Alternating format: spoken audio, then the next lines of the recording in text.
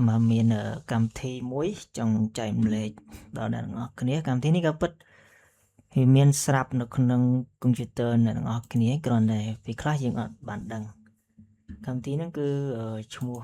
vì bài nè snapping tool nè cam thi nó cứ vì miền nó không Windows dương nó về đây dương làm Windows tới vì miền này hay số ta dương bậc cao dùng cái cam thi này dùng một bài cam thi nó cứ là cái nào shortcut chỉ rụp hiệp này là công tơ giờ nắng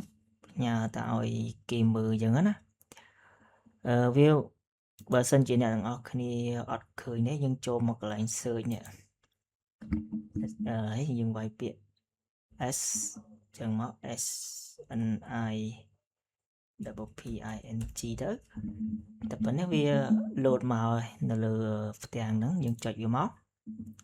hay vì load màuបែបនេះចឹងរូបរាងវាអាចខុសគ្នាបន្តិចតួចទេអញ្ចឹងក្នុងទីនេះវាមានទី1ជំរើសអ្នកវាដាក់រូបនេះគឺបានន័យថាដូចថតជារូបស្លឹកអញ្ចឹងណាដល់ពេលដាក់រូបនេះគឺតំណាងឲ្យថត record screen អីចឹងទៅតែភាគច្រើនយើងច្រើនតែប្រើទៅលើ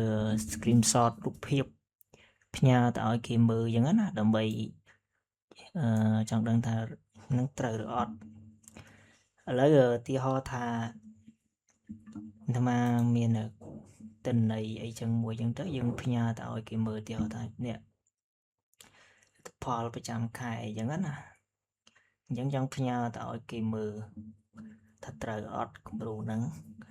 អញ្ចឹងយើងគ្រាន់តែបើកកម្មវិធីនេះមកនេះ snap យើងមក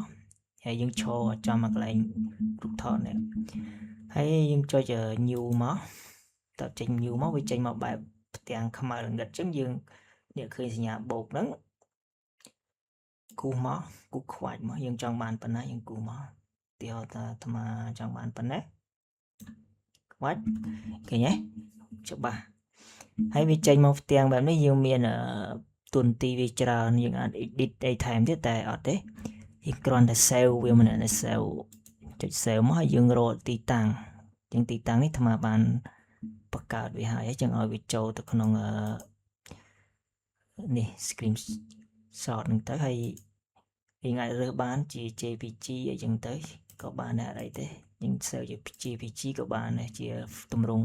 រូបភាពដល់ពេលយើងប៉ុណ្ណឹងហើយយើងអាចខ្វែងចោលឬក៏យើងបិទវាសិនក៏បានដែរអញ្ចឹងយើងទៅមើលគុណភាពនៅពេលដែលយើង screenshot យើងពេលយើង screenshot មកវាបានបែបនេះអញ្ចឹងយើងអាចផ្ញើទៅម្នាក់ទៀតឲ្យគាត់មើលថាទម្រង់បែបហ្នឹងគឺត្រឹមត្រូវនៅឃើញទេ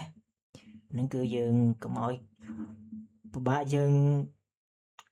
ចេញជា file PDF ច្រើនដងអញ្ចឹងយើងគ្រាន់តែ screenshot អញ្ចឹងទៅគាត់មើលថាត្រូវគឺអូខេហើយ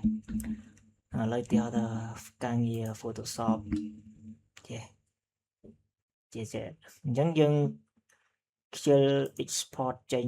ជារូបភាពការចុះកែឡើងវាយូរអញ្ចឹងដូចមិនអញ្ចឹងយើងគ្រាន់តែចុចទៅលើកម្មវិធីហ្នឹងមកហើយយកអ្នកស៊ូកសញ្ញាបូកនេះឬក៏ Control N លើ keyboard យើង Control N ក៏បានចុចកន្លែងសញ្ញាបូកនេះក៏បានចុចមកវាចេញសញ្ញាខ្មៅបែបនេះហើយយើងគូសយើងលើសតិចក៏បានបែបទេគឺបែបហ្នឹងហើយយើង save មក save ជា JPG ក៏បានហើយជាយើងទៅមើលទៅនេះឃើញទេអញ្ចឹងយើងធ្វើហើយយើងចង់ផ្ញើឲ្យគេមើលគឺយើង screenshot